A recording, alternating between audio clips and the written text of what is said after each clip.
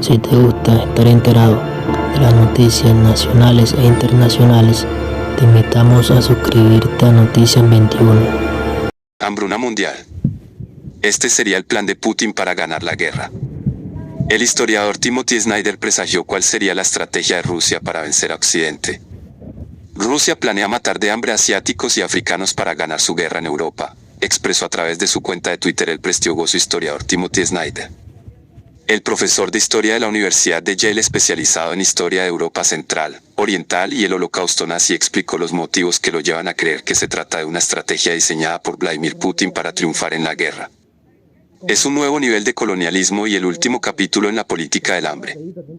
Putin está preparando una hambruna mundial en desarrollo como próxima etapa de su guerra en Europa, expresó el experto. La advertencia del profesor estadounidense se da en el marco del bloqueo naval que Rusia sostiene sobre Ucrania, uno de los principales exportadores de alimentos del mundo, que se centra en la exportación de cereales, hecho que fue denunciado por el presidente ucraniano Volodymyr Zelensky en las últimas horas. Si continúa el bloqueo ruso, decenas de millones de toneladas de alimentos se pudrirán en los silos y decenas de millones de personas en África y Asia morirán de hambre. La idea de que el control del grano ucraniano puede cambiar el mundo no es nueva, porque tanto Stalin como Hitler lo intentaron. Snyder utiliza dos ejemplos históricos para insistir en el rol fundamental que juega la comida en la política y cómo una manipulación de esta puede venir en la victoria de la guerra. El plan de Putin es tan horroroso que cuesta admitirlo, pero la idea de que el control del grano ucraniano puede cambiar el mundo no es nueva, porque tanto Stalin como Hitler lo intentaron, expone. Para Stalin, la tierra negra de Ucrania tenía que ser explotada para construir una economía industrial para la URSS. De hecho, la agricultura colectivizada mató a unos 4 millones de ucranianos, explica y continúa. Cuando la gente comenzó a morir en grandes cantidades, Stalin culpó a los propios ucranianos. La propaganda soviética llamó nazis a aquellos que llamaron la atención sobre la hambruna. Sin embargo, los nazis también intentaron algo parecido. Les gustó la idea de controlar la agricultura ucraniana. Este era, de hecho, el objetivo central de la guerra de Hitler. El experto en el Holocausto agrega que Hitler quería redirigir el grano ucraniano de la Unión Soviética a Alemania con la esperanza de matar de hambre a millones de ciudadanos soviéticos. Por todo ello, Snyder cree que el nuevo plan de Putin se basa y fue trazado para trabajar en 3 niveles: destruir el Estado ucraniano cortando sus exportaciones, generar refugiados del norte de África y Oriente Medio, y por lo tanto desestabilizar a la Unión Europea, y esperar que una hambruna mundial con muertes masivas le permita ganar su propaganda anti-occidente. Como en Dakota del Norte, donde se ha reducido drásticamente la producción de trigo. Y debido a estos obstáculos climáticos, el gobierno estadounidense ha estado pidiendo a los agricultores de su país que siembren más trigo de invierno en este otoño. Además de que como emergencia se permitió plantar en algunas tierras ambientalmente sensibles. Pero la realidad es que el clima va a limitar las ganancias en la producción, afectando directamente a la economía de los agricultores.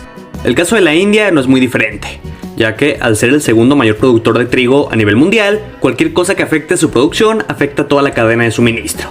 Y desafortunadamente, hace algunas semanas su gobierno anunció que suspendería las exportaciones del grano, para garantizar su propia seguridad alimentaria, ya que la India también es el segundo país más poblado del planeta.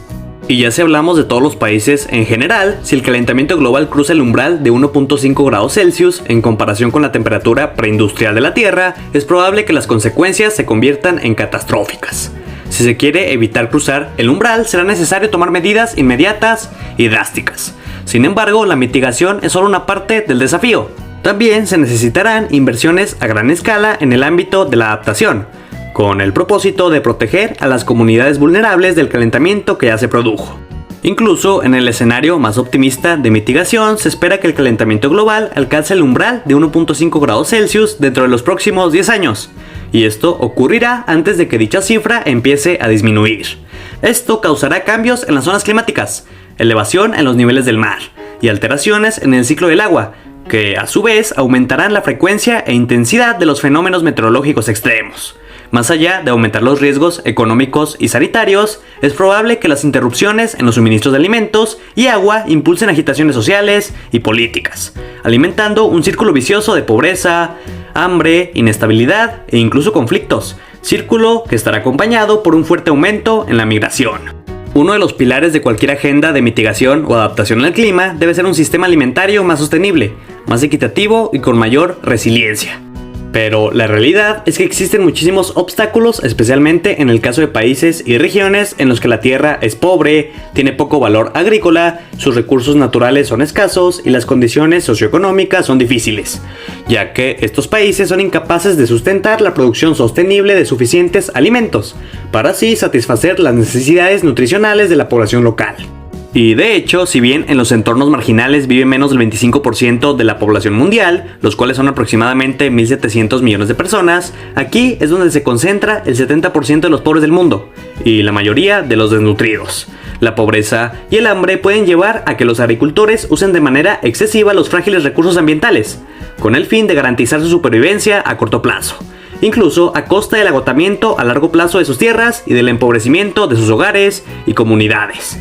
Los campesinos que son especialmente propensos a tomar estas decisiones son aquellos que viven en zonas remotas, con infraestructura mínima, con pocas oportunidades económicas alternativas y con acceso limitado al mercado.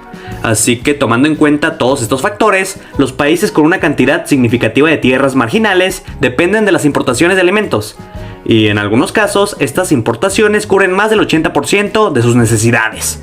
Pero las perturbaciones relacionadas con la pandemia y la guerra, junto con los aumentos de precios impulsados por estos acontecimientos, han demostrado lo vulnerables que son estos países, causando que 193 millones de personas en 53 países se encuentren al borde de la hambruna, según datos de la ONU. Debido a estas situaciones, los países han tenido que buscar expandir su producción local, para así asegurar la cantidad suficiente de alimentos para satisfacer las necesidades nutricionales de su población.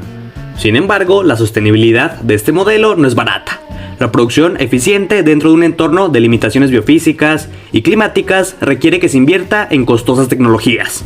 Sin embargo, las deficientes estructuras de gobernanza, las limitadas perspectivas de crecimiento y el elevado endeudamiento plantean grandes desafíos para muchos países.